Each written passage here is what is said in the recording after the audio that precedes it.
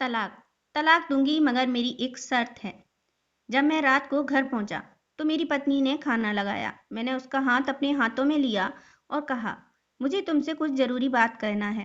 वो शांत बैठकर खाना खा रही थी। उसकी आंखों में कुछ दर्द सा साफ नजर आ रहा था। अचानक मुझे नहीं पता कैसे कहूँ, मगर मुझे उसे बताना ही था। मैंने बड़ी शांति से कहा, मुझे तलाक चाहिए। लगा जैसे उससे मेरे शब्दों से कुछ फर्क नहीं पड़ा, बल्कि उसने मुझसे पूछा, क्यों तलाक चाहिए। मैंने उसके सवाल को अनसुना किया तो उसे गुस्सा आ गया। उसने चम्मच उठाकर फेंक दिया और जोर से चिल्लाई, तुम इंसान नहीं हो। उस रात हमने एक दूसरे से बात नहीं की। वो रो रही थी। मुझे पता था कि वो जानना चाहती थी कि आखिर ऐसा क्या हुआ जो हमारा रिश्ता टूटने की कगार पर आ गया। पर मेरे लिए उसके सवालों का जवाब दे पाना नामुमकिन था। मैं अब किसी और से, प्रिया नाम था उसका, प्यार करने लगा हूँ। अब मुझे उससे प्यार नहीं रहा। मैंने उसे उसके वर्षों के प्यार की सजा दी थी। भरे मन से मैंने तलाक के पेपर तैयार किए। उसमें लिखा था कि वह पूरा घर, कार और कंपनी की 30% शेयर ले सकती है इस तलाक के बदले। लेकिन उसने उन पेपर्स को देखा और उनके टुकड़े टुकड़े कर दिए। वो औरत जिसने मेरे साथ जीवन के 10 साल बिताए थे, वो आज मेरे लिए अनजान हो चुकी थी। मुझे इन 10 सालों का जो उसने मेरे लिए बर्बाद किए, मगर मैं क्या करूं। जो हो चुका उसे मैं बदल नहीं सकता था, क्योंकि मैं किसी और से, अपनी पत्नी से भी ज्यादा प्यार करने लगा था। आखिरकार उसके सब्र का बांध टूट गया और वो फूट फूट कर मेरे सामने रोने लगी। मेरे लिए उसका रोना एक तरह से उसकी रिहाई की तरह ही था। तलाक की ये बात जो कई दिनों से मुझे परेशान कर रही थी, अब बिल्कुल साफ हो चुकी थी। अगले दिन मैं घर काफी लेट आया। मैंने देखा कि वो टेबल पर बैठकर कुछ लिख रही थी। मैंने शाम का खाना नहीं खाया था, लेकिन फिर भी मैं सीधे ऊपर जाकर अपने कमरे में सो गया, क्योंकि पूरा दिन प्रिया के साथ रहने और कई जगह घूमने के बाद थक गया था। वो शायद रात को उसी टेबल पर लिखते लिखते सो गई थी। सुबह उसने तलाक की शर्तें बताईं। वो मुझसे कुछ भी लेना नहीं चाहती थी। उसे सिर्फ तलाक से पहले 1 महीने का समय चाहिए था। उसने आग्रह किया कि इस महीने में हम दोनों वही पुराना वाला जीवन जिएं, जितना संभव हो सके, क्योंकि आने वाले महीने में हमारे बेटी की परीक्षा है। वह नहीं चाहती थी हमारे टूटे रिश्ते का प्रभाव उसकी पढ़ाई पर पड़े। मुझे भी यह ठीक लगा, मगर वो कुछ और भी चाहती थी। जैसे शादी के दिन मैं उसे उठाकर अपने शयन कक्ष तक ले गया था, उसी तरह हर रोज 1 महीने तक मैं उसे शयन कक्ष से उठाकर मुख्य द्वार तक ले जाऊं।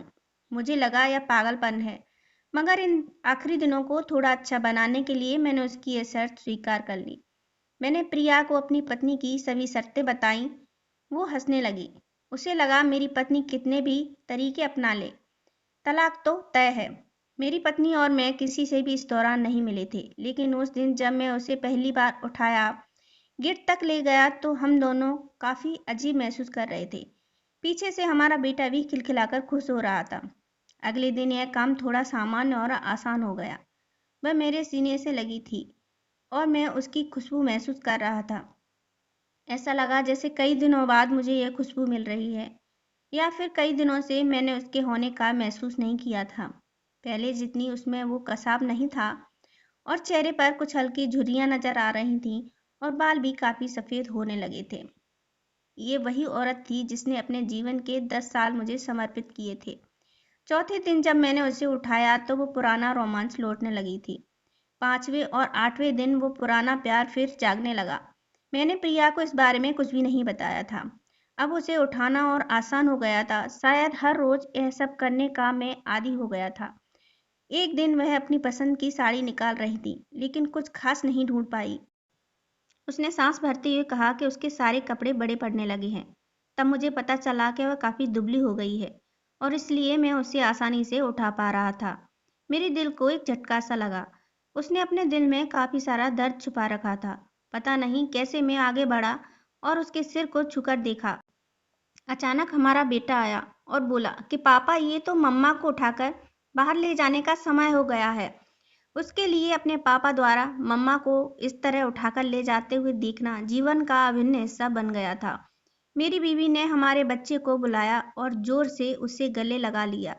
मैंने अपना चेहरा दूसरी तरफ कर लिया। मुझे लगा कि मैं अपना निर्णय न बदल लूं। मैंने अपनी पत्नी को रोज की तरह उठाया और बेडरूम से सिटिंग रूम लेते हुए हॉल तक लाया। उसने प्यार से अपने दोनों हाथ मेरी गर्दन के आसपास रख दिए। मैंने उसे जोर से पकड़ रखा था, बिल्कुल हमारे सुहागरात की तरह, मगर उसका इतना कम वजन मुझे परेशान कर रहा था। महीने के आखिरी दिन जब मैंने उसे उठाया तो मेरे लिए एक कदम भी चल पाना मुश्किल हो रहा था। हमारा बेटा स्कूल जा चुका था।